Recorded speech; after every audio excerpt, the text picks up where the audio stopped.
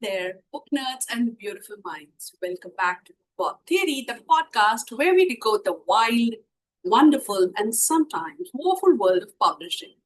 I'm your host, Namrata, caffeine fueled, comma obsessed, and currently recovering from the trauma of my inbox. And today we are going behind the scenes into what it's really like being the editor of a literary magazine. Spoiler alert. It's not at all about sipping chai and reading beautiful prose by candlelight. Sometimes it's crying over your laptop at 2 a.m. because someone just told your soul is dead because you rejected their poem about their cat. Buckle up. Let's start.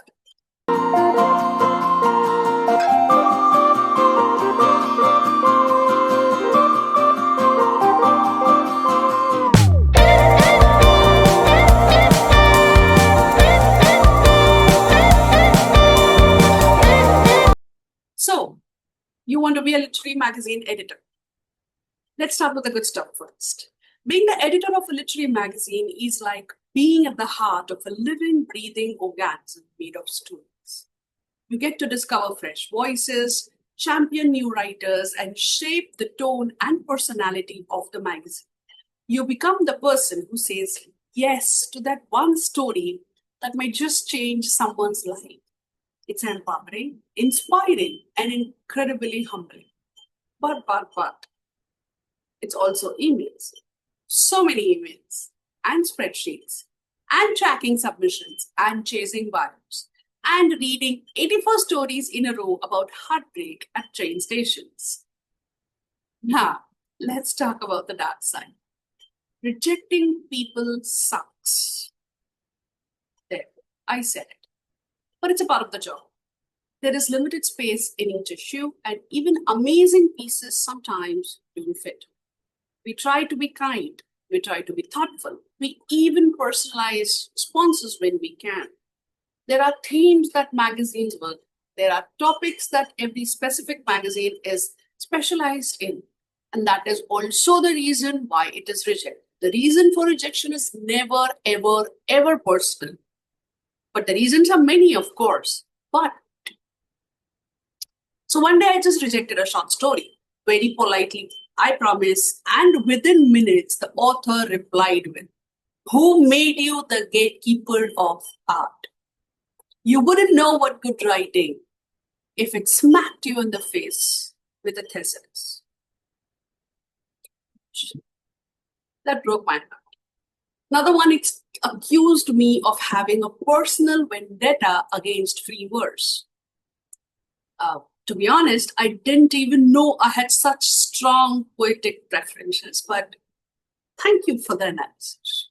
Another one submitted a work in Hindi while the literary magazine is entirely in English. So I wrote back telling them that we accept works only in English, only to be told that the name of the magazine is a Hindi word. So how is it that I chose that name? Or how did I choose that it should stick to only English?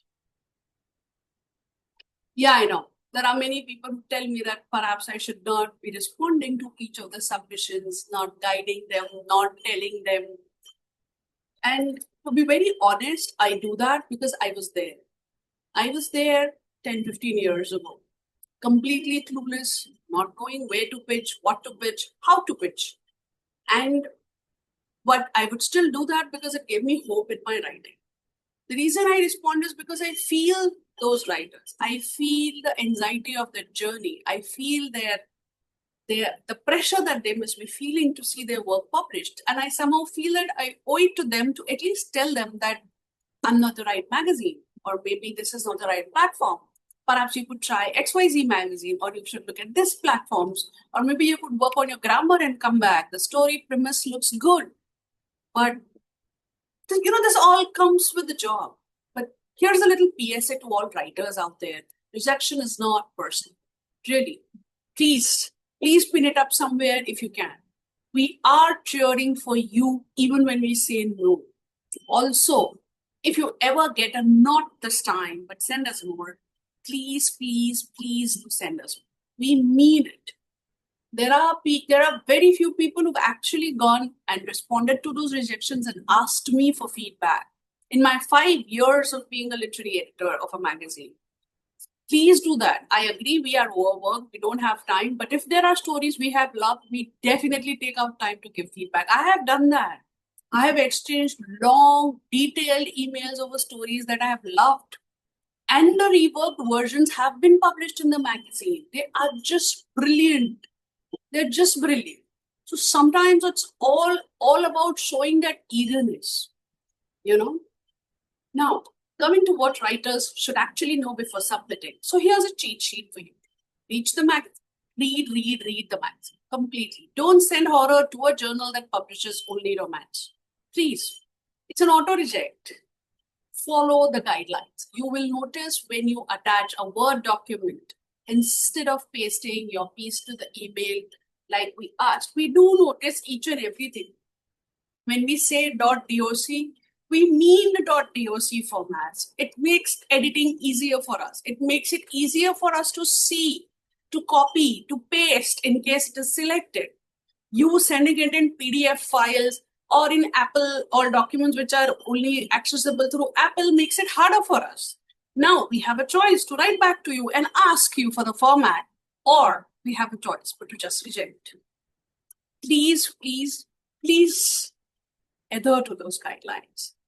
Write a very short but respectful cover letter. Introduce yourself. It need not be a pitch. You're not selling yourself. I completely agree. But it should not feel like you just writing to a vacuum.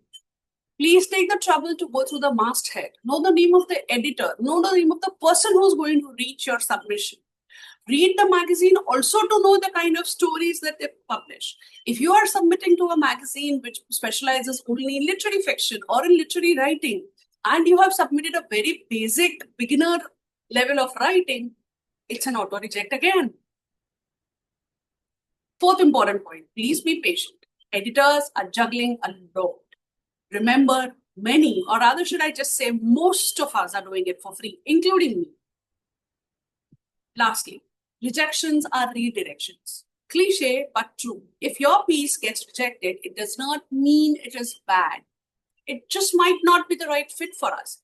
At that moment, it's possible that if you rework on it, if you reconsider it, there could be many possibilities. We might just publish it again at a later stage when you have reworked. I know the question that must be in your mind. Why do we do it anyway?